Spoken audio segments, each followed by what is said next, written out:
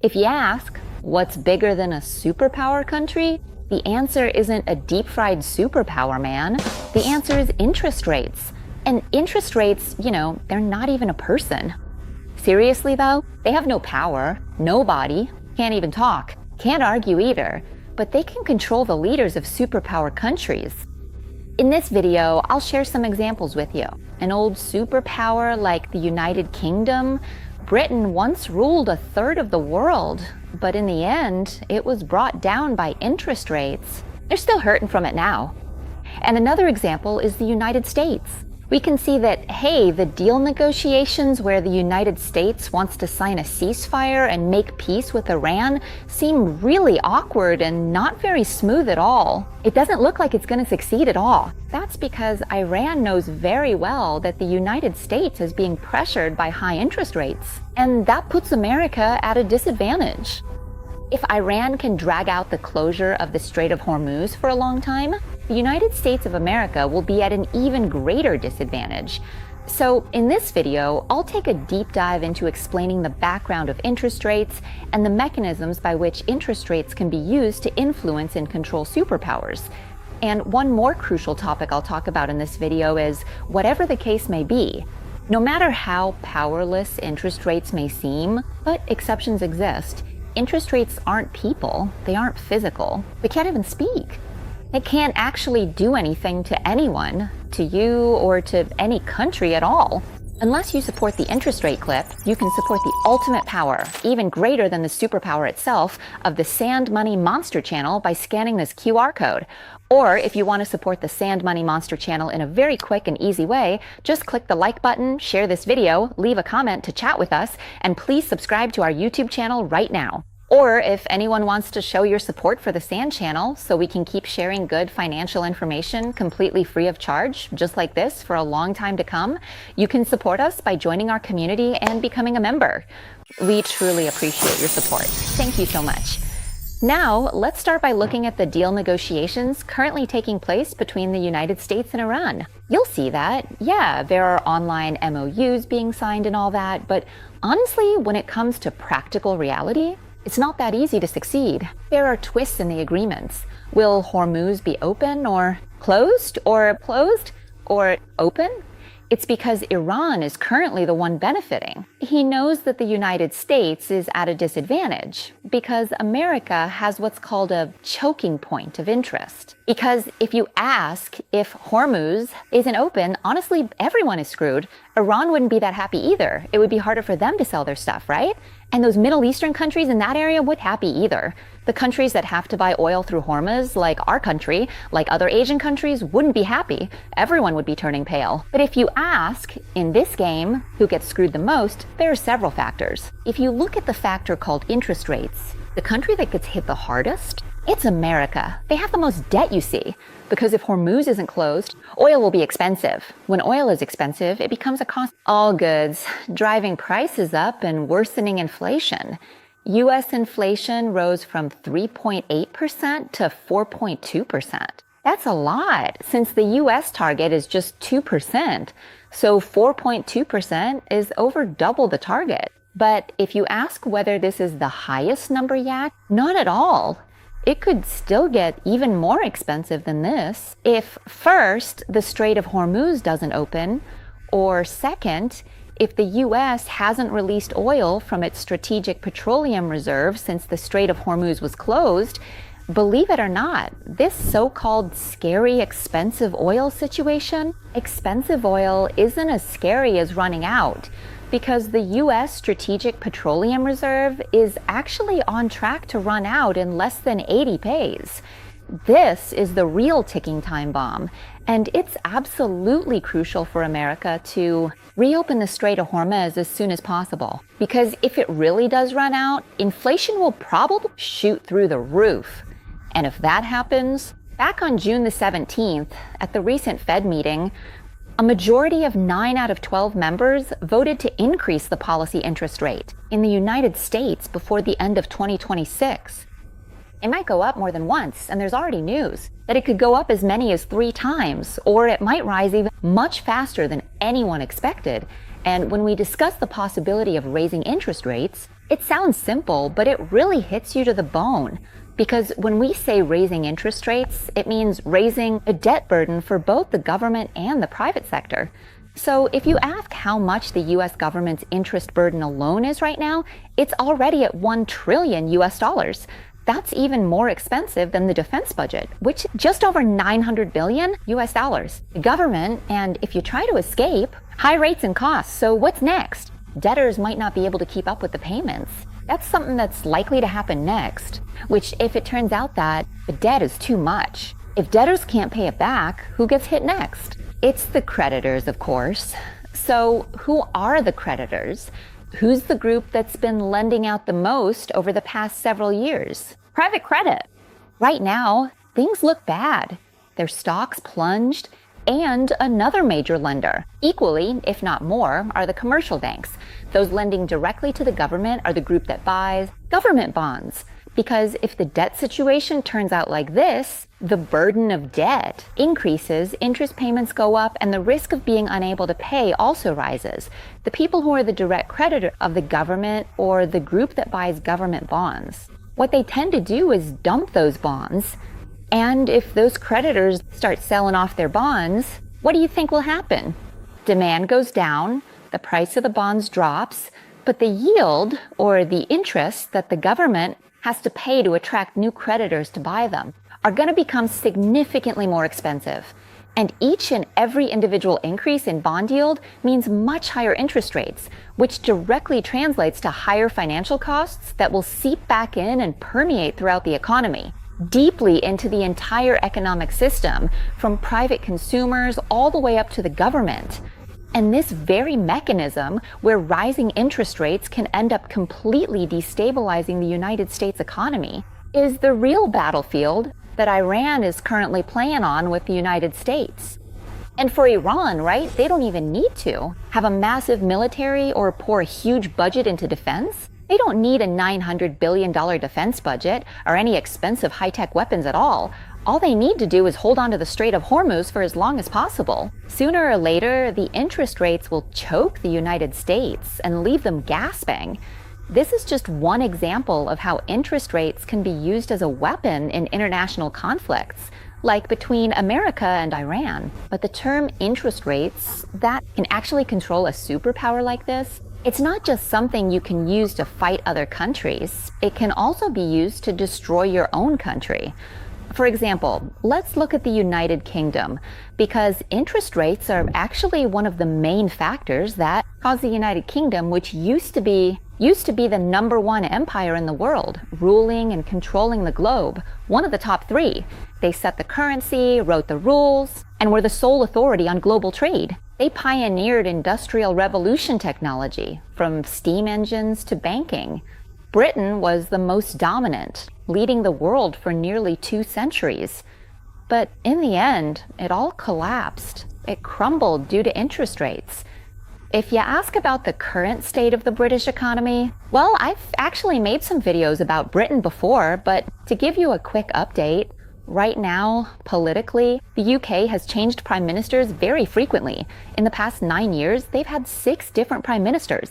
Sounds kind of familiar, doesn't it? Similarly, the UK government bond market is now on the edge of a cliff because yields are so high. I'll explain in a moment just how serious it is when yields go up by each percentage point. The yield of the UK's 10-year government bonds is now at 4.8%, almost hitting 5%. Right now, the richest people, the UK, are leaving the country in droves. The UK's public debt, okay, it's not at its highest point here, but it's still as high as 94.3% of GDP, which is just as intense as the unemployment rate. Since after COVID, other countries, they've already managed to recover from unemployment issues. In the Eurozone, well, the UK isn't in the Eurozone, but in the areas close to the UK, let's put it that way. But the UK hasn't recovered. The UK's unemployment rate has gone down, that's true, but it's still high, still at 4.9%. And the UK's public infrastructure has seriously deteriorated because the welfare funds just aren't enough. If you ask why is it that England, a country that used to be, wow, the world's #1 superpower, has fallen this far?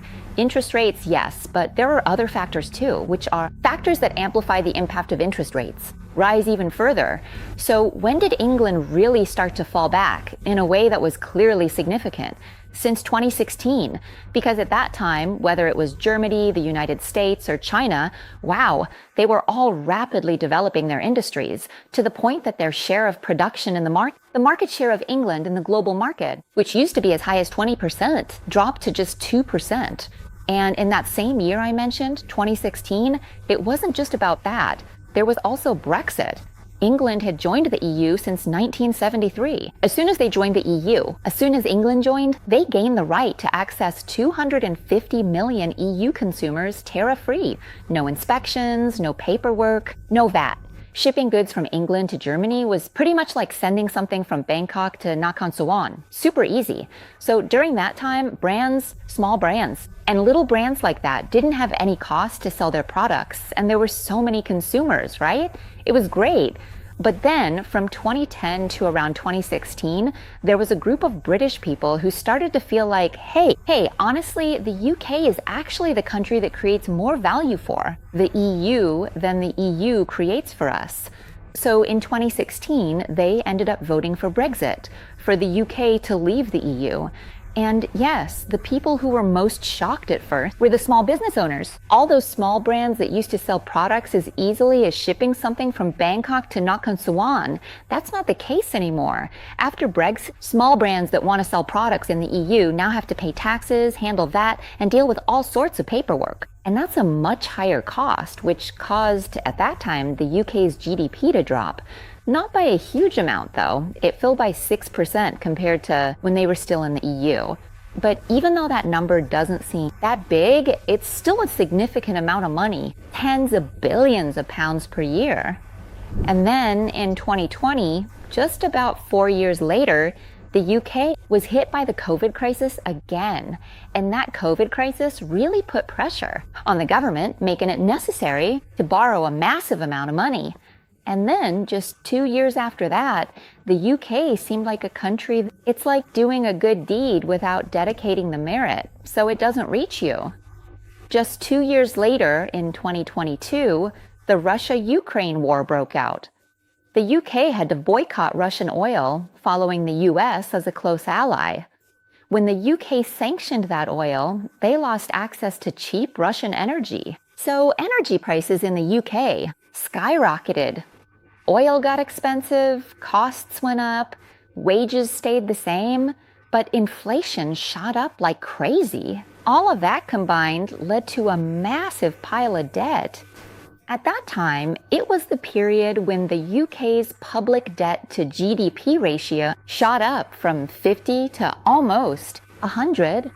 And when the time came that the debt reached such a high level, it was time for interest rates to come into play. Because, as I mentioned, actually, interest rates can't really do anything. Interest rates have no power, nothing at all. They can't do anything to you if you don't have enough debt. And on the day that land had enough debt, yes, interest rates started to take effect. And whenever your country has enough debt, meaning it meets the criteria for interest rates to come crashing down on your country. Another term I want you to get familiar with is bond vigilantes. What does it mean? Literally, it means vigilantes of bonds. Or to put it in simpler terms, bond vigilantes are groups of traders, groups of investors, powerful groups who buy government bonds. To give you a comparison, bond vigilantes are like the state, a shadow government, an invisible government. In every country, there's already a government, right? That's the government we can see, the one we elect, the one that carries out political policies and such. And then there's the shadow government, or the government that pulls the strings behind the scenes to make the visible government leaders do various things. That's the B group. Bond vigilantes, which are the powerful traders who buy government bonds. These bond vigilantes, they exist in every country that has a significant amount of debt. And these bond vigilantes, they are the ones who decide, who actually control the real government leaders, what the government must or must not do, especially during times of crisis in the country. This group doesn't need to protest, doesn't need to make any noise, doesn't even need to say a word. All they have to do, which the government fears, is simply sell off government bonds. Because every time the bond vigilantes dump government bonds, it causes interest rates to rise. Even the slightest increase in interest rates in a country drowning in debt, that's already terrifying. So how does this mechanism work? Let's review what we know about bonds first. Starting with, why does the government have so much debt? The government is heavily in debt because it spends more than it earns. And on top of that, it spends even more, way more than the income it brings in. And the excess amount that it can't cover, what does it do about that? It borrows. That's what. This is something governments all over the world do. They keep spending more than they earn, borrowing again and again, endlessly. For example, let's say the British government needs to spend a certain amount to cover their fixed costs, which is £13 billion a year. But after collecting all taxes and revenues, they only have £10 billion. That means the British government has to borrow another £3 billion, right? So how does the government borrow? They borrow by issuing government bonds for people to buy, basically selling debt. The British government can simply announce that they're going to sell government bonds worth £3 billion with an interest rate of 3% over a period of 10 years. Then the £3 billion will be divided into 3,000 units, each unit valued at £1 million. The people who buy these bonds are essentially lending money to the government. The government are called bond vigilantes because each unit is £1 million. If you're not really big, you probably can't buy them. So these bond vigilantes buy the bonds, right? And they get a contract. The promise is they'll receive 3% interest every year until the final year, the 10th year. They'll get their principal back. Now, let's get into how the interest or these bonds can put a squeeze on the government. These bonds can subsequently be resold on the open secondary market, the secondhand market. So when the government does something bad, like causing heavy inflation, declaring war on another country, or say oil prices get really high, what happens is the bond vigilantes will say, whoa, I'm shocked. You don't seem. You're less and less able to pay your debts. So the bond vigilantes will start dumping government bonds. Where do they sell them? They sell them on the secondary market. And when the vigilantes dump the bonds, the bond prices drop. When bond prices fall, what happens in the market is that if you want to resell them, the yield has to go up. That's why government bond yields rise, because of this market mechanism. In the secondary bond market, the yield, government bonds doesn't go up because the government sets it.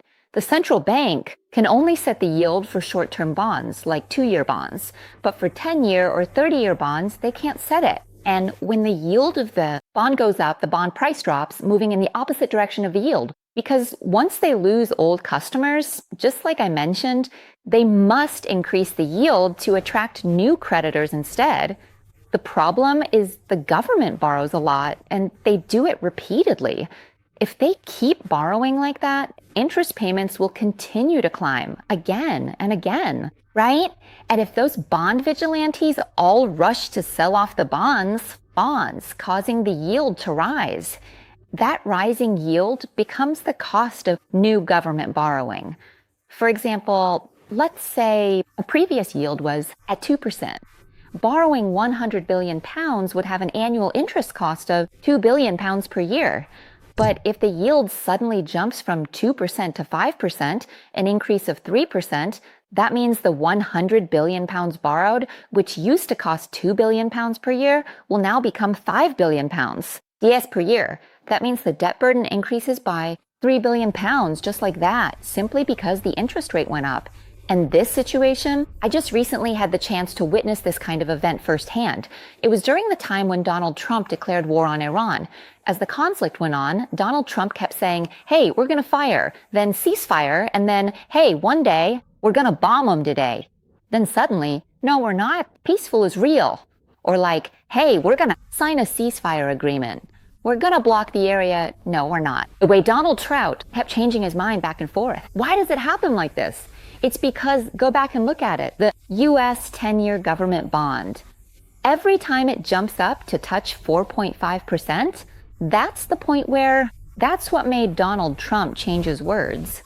So to sum up this clip in a nutshell, no matter how great a country is, if it lets its debt get too high, if it keeps raising the debt ceiling too much, it can get knocked out by interest rates. No exceptions.